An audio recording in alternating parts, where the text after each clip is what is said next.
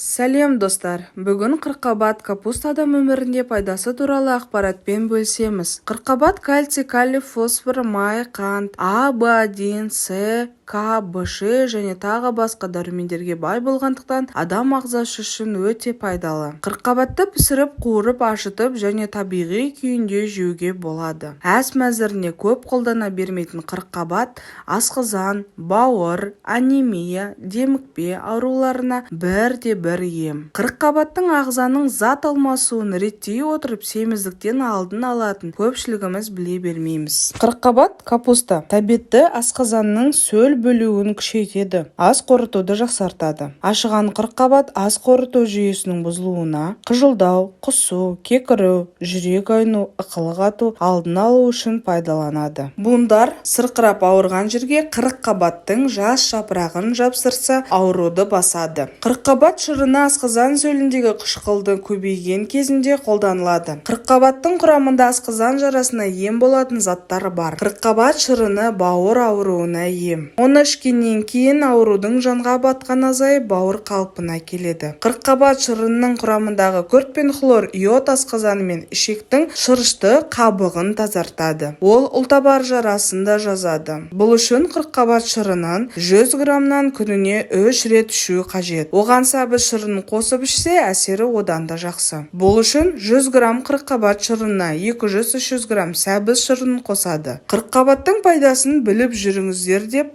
денсаулықтарыңыз мықты болсын. Сіздермен ақпарат бөліскен Адам әнді тағам каналы. Сіздерден подписка и лайк, бізден ақпарат.